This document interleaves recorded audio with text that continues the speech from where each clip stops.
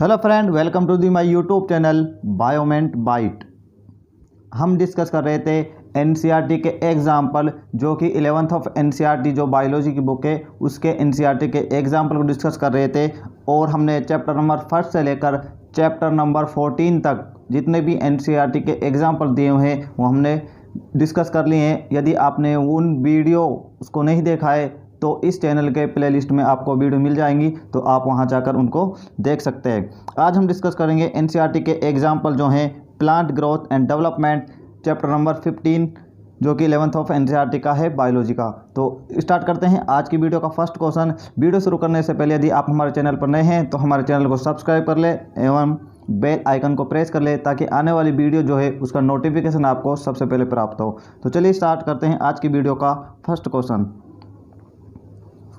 First question क्या दिया है कि इथाइलिन इज यूज्ड फॉर, यानी इथाइलिन का उपयोग किया जाता है। इथाइलिन जो होता है ये होता है एक गैसियस फाइटोहार्मोन होता है, और इसका उपयोग जो किया जाता है वो फ्रूट राइपिंग में किया जाता है, इसलिए इसको फ्रूट राइपिंग हार्मोन भी कहते हैं। यानी फलों को पकाने में इसका यूज़ किया जाता है ताकि फल जो है वो जल्दी पक जाए। तो इसका आंसर होगा B, hastening of ripening of fruits, यानी फलों को जल्दी पकाने में इथाइलिन का यूज़ किया जाता है। और ओनली इथाइलिन एक ऐसा फाइटोहार्मोन है जो गैसियस फॉर्म में होता है, तो इसका करेक्ट आंसर होगा बी। नेक्स्ट क्वेश्चन क्या है कि कोकोनट वाटर कंटेंट्स, यानी कि नारियल के पानी में होता है, जो कोकोनट वाटर होता है उसमें क्या होता है, तो इसका आंसर होगा वो होगा सी। जो कोकोनट वाटर होता है उसमें साइटोकाइनिन जो प्लांट हार्मोन होता है वो होता है, और जो साइटोकाइनिन जो है ये होता है बेसिक नेचर का होता है, और ये सेल डिवीजन को प्रमोट करता है। एंड एपिकल डोमिनेंस, जो एपिकल डोमिनेंस को ओवरकम करता है, यानी जो एपिकल डोमिनेंस जो होती है उसको कम करता है साइटोकाइनिन। तो कोकोनट वाटर में क्या कंटेंट्स होता है, साइटोकाइनिन जो प्लांट हार्मोन है वो। बढ़ते हैं नेक्स्ट क्वेश्चन की ओर।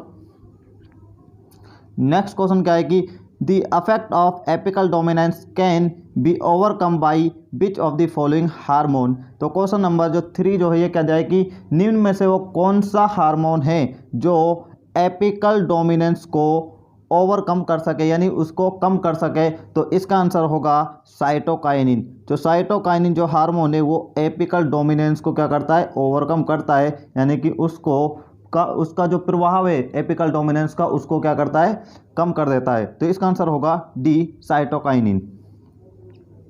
नेक्स्ट क्वेश्चन क्या है कि मैच दी फॉलोइंग, निम्न को मिलान कीजिए। ये क्वेश्चन है। सबसे पहले क्या जाए कि IAA क्या होता है कि इंडोल एसिटिक एसिड होता है, और इसका उपयोग किया जाता है बीड फ्री लॉन्स, यानी कि बीड रहित लॉन्स तैयार करने में, यानी खरपतवार जो होते हैं उनसे फ्री जो लॉन्स जो होते हैं उनको तैयार करने में इसका उपयोग किया जाता है। नेक्स्ट क्या है कि ABA जो होता है ये होता है एब्सिसिक एसिड, और इसका उपयोग जो होता है ये स्टोमेटल क्लोजर, यानी कि जो स्टोमेटा जो होते हैं उनको क्लोज करने में ये मदद करता है। तो बी किस से मैच है, 3rd वाले से, और ए किस से था, 4th वाले से था। नेक्स्ट क्या है कि इथाइलिन का उपयोग किया जाता है राइपिंग ऑफ फ्रूट्स, यानी फलों को पकाने के लिए। तो सी किस से मैच हो जाएगा, 5th वाले से। डी क्या है कि GA यानी जिब्रेलिक एसिड, और जिब्रेलिक एसिड जो होता है ये उपयोग किया जाता है बोल्टिंग। अब बोल्टिंग क्या होता है, यानी कि बोल्टिंग होता है इंटरनोड का इलोगेशन जस्ट पीरियड टू फ्लोरिंग, यानी फ्लोरिंग होने से पहले ही इंटरनोड जो होता है उसका इलोगेशन हो जाना क्या कहलाता है, बोल्टिंग कहलाता है, और ये होता है जिब्रेलिक एसिड द्वारा। तो डी जो है ये किससे मैच हो गया, 2nd वाले से। अब लास्ट बच गया साइटोकाइनिन्स, और साइटोकाइनिन्स किससे मैच हो जाएगा, 1st वाले से, हेरिंग स्पर्म DNA। तो जो ई जो है ये किससे मैच होगा, 1st वाले से। अब देखते हैं ए किससे मैच है, 4th वाले से। ए 4th किस में दिया है, ऑप्शन ए एंड सी में दिया हुआ है। और बी किससे मैच है, 3rd वाले से। बी 3rd किस में दिया है, ओनली ऑप्शन ए में दिया है। तो क्वेश्चन नंबर 4 जो है इसका करेक्ट आंसर होगा ए। नेक्स्ट क्वेश्चन बढ़ते हैं। नेक्स्ट क्वेश्चन क्या है कि apples are generally wrapped in waxed paper to, यानी कि जो एप्पल्स जो होते हैं उनको हम सामान्य रूप से वैक्स्ड पेपर से रैप्ड यानी लपेटते हैं। तो इसका रीज़न क्या है, क्योंकि जो एरोबिक रेस्पिरेशन के प्रिवेंट के लिए जो bye checking the entry of O2 यानी ऑक्सीजन के प्रवेश को रोककर इससे एरोबिक रेस्पिरेशन को क्या करता है, क्या किया जाता है, रोका जाता है। इसलिए एप्पल्स में जो वैक्स्ड पेपर जो होते हैं उनको लपेटा जाता है। तो इसका आंसर क्या होगा, B, prevent aerobic respiration by checking the entry of O2। Next question की ओर बढ़ते हैं। नेक्स्ट क्वेश्चन क्या है कि growth can be measured in various ways, which of this can be used as a parameter to measure growth, यानी कि growth को हम विभिन्न प्रकार से मेजर कर सकते हैं। अब क्वेश्चन क्या पूछा कि निम्न में से वो कौन से पैरामीटर है जिससे हम ग्रोथ को मेजर कर सकते हैं। ऑप्शन ए है इंक्रीज इन सेल नंबर। तो सेल नंबर में जब ग्रोथ होती है यानी सेल नंबर में जब वृद्धि होती है तो हम कह सकते हैं कि कोशिका में क्या है, ग्रोथ हो रही है, सेल्स में क्या हो रही है। ऑप्शन बी क्या है कि इंक्रीज इन सेल साइज, यदि सेल के साइज में इंक्रीज हो तो हम कह सकते हैं कि उसमें ग्रोथ हो रही है। ऑप्शन सी क्या है कि increase in length and weight. तो ऑप्शन सी भी राइट है, जब सेल्स के लेंथ एंड वेट में इंक्रीज हो तो हम कह सकते हैं कि ग्रोथ हो रही है। तो ये ABC जो है, इन तीनों पैरामीटर को हम सेल्स वो ग्रोथ मेजरमेंट में यूज़ कर सकते हैं। तो क्वेश्चन नंबर 6 जो है इसका करेक्ट आंसर होगा डी। नेक्स्ट क्वेश्चन क्या है,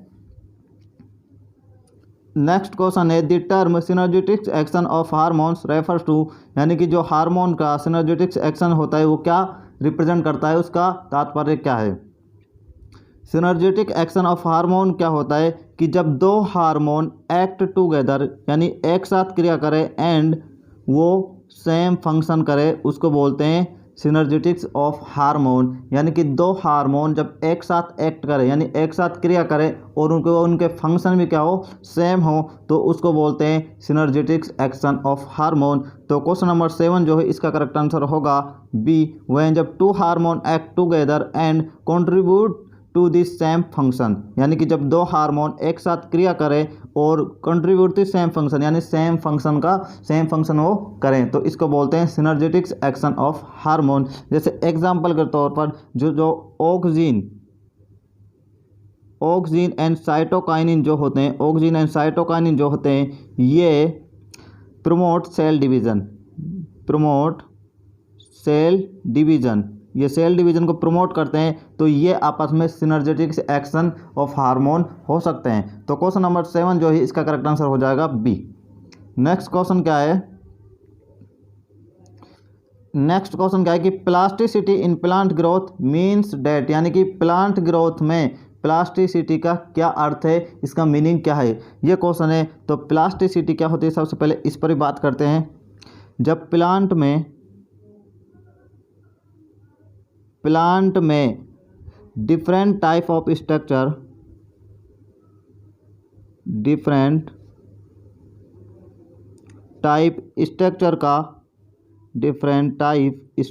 का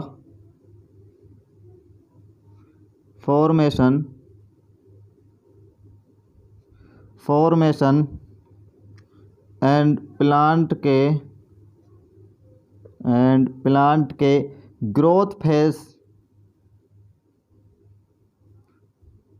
ग्रोथ फेज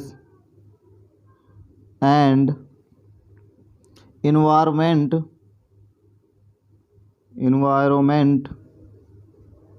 की प्रतिक्रिया द्वारा होता हो, यानी कि प्लांट में जो डिफरेंट टाइप ऑफ स्ट्रक्चर का फॉर्मेशन जो होता है वो plant growth phase and environment की जो प्रतिक्रिया है उसके द्वारा होता हो, तो क्या कहलाती है, प्लांट ग्रोथ में प्लास्टिसिटी कहलाती है। तो इसका आंसर होगा B, plant development is dependent on the environment, यानी प्लांट का जो विकास होना है यानी डेवलपमेंट होना है वो डिपेंड करता है कि इन्वायरमेंट कैसा है। तो इसका आंसर होगा बी।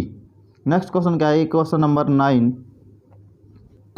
9 क्या है कि to increase sugar production in sugar canes they are spread with, यानी कि यदि हमको शुगर कैन जो होता है, गन्ना जो होता है, उसमें शुगर प्रोडक्शन यानी कि शर्करा के उत्पादन में वृद्धि करनी हो तो उस पर हमें किसका छिड़काव करना चाहिए, ये क्वेश्चन है। तो इसका आंसर होगा सी, जिब्रेलिन का उसमें हमें छिड़काव करना चाहिए, क्योंकि जिब्रेलिन जो होता है वो शुगर कैन के स्टेम को बढ़ा देता है, जिससे शुगर कैन की जो शर्करा प्रोडक्शन जो होती है उसकी ईल्ड में क्या हो जाती है, वृद्धि हो जाती है। तो इसका आंसर होगा सी। नेक्स्ट क्वेश्चन को बढ़ते हैं, question number 10। ABA acts antagonistic to, यानी ABA जो होता है वो किसके विरोधाभास यानी कि किसके विपरीत कार्य करता है। इसका आंसर होगा सी, जिब्रेलिक एसिड, क्योंकि जो ABA and gibberellic acid, ABA जो होता है ये ग्रोथ को क्या करता है, इनहिबिट करता है। क्या करता है, ग्रोथ को इनहिबिट करता है, और ये ग्रोथ को क्या करता है, प्रमोट करता है। और ABA जो होता है ये RNA एंड प्रोटीन सिंथेसिस को क्या करता है, इनहिबिट करता है। और जिब्रेलिक एसिड जो होता है ये RNA एंड प्रोटीन सिंथेसिस को क्या करता है, प्रमोट करता है। और जो ABA जो होता है स्टोमेटा जो होते हैं उनको क्लोज करने में इनको प्रमोट करता है, लेकिन ये स्टोमेटा जो जिब्रेलिक एसिड जो होता है वो स्टोमेटा जो होते हैं उनको क्लोज करने के लिए उनको इनहिबिट करता है। तो इस प्रकार ABA का जो एंटागोनिस्टिक जो होगा वो होगा सी। एंटागोनिस्टिक का मीनिंग यही होता है कि उसके विपरीत कार्य करना, यानी ABA के विपरीत कौन सा हार्मोन कार्य करता है। तो इसका आंसर होगा सी। नेक्स्ट क्वेश्चन की ओर बढ़ते हैं। नेक्स्ट क्वेश्चन है, monocarpic plants are those which, यानी कि मोनोकार्पिक जो प्लांट वह होते हैं जिनमें, यानी कि मोनोकार्पिक प्लांट क्या होते हैं, जिसकी लाइफ टाइम में फ्लोरिंग एंड सीड प्रोडक्शन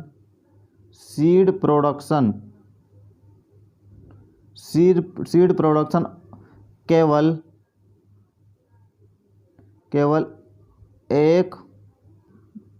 एक बार हो, यानी कि वह प्लांट जिसकी लाइफ टाइम में केवल एक बार ही फ्लोरिंग करते हो और सीड बनाते हो, वो क्या कहलाते हैं, मोनोकार्पिक कहलाते हैं। इसके बाद वो क्या हो जाते हैं, उनकी डेथ हो जाती है। जैसे एग्जाम्पल के तौर पर जो बैम्बू प्लांट जो होता है, बांस का प्लांट जो होता है, वो अपने जीवन में एक बार फ्लोरिंग करता है ओनली। तो इसका आंसर होगा B, flower once and die. इसका आंसर क्या हो जाएगा, बी। नेक्स्ट क्वेश्चन क्या है, question number 12। The photo period in plants is perceived at, यानी कि जो पौधों में फोटो पीरियड जो होता है ये कहाँ पर हमको देखने मिलता है, ये क्वेश्चन है। तो इसका आंसर होगा डी, लीव्स। पत्तियों में फोटो पीरियड जो होता है प्लांट में, उसमें देखने मिलता है।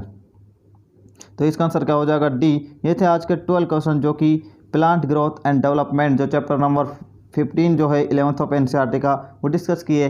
तो उम्मीद है कि आपको ये वीडियो पसंद आई हो। कि यदि आपको ये वीडियो पसंद आई हो तो इसको लाइक करना, शेयर करना एंड हमारे चैनल बायोमेंट बाइट को ज़रूर सब्सक्राइब करना। इससे आने वाली जो वीडियो होगी, अगली वीडियो वो होगी digestion and absorption chapter number 60।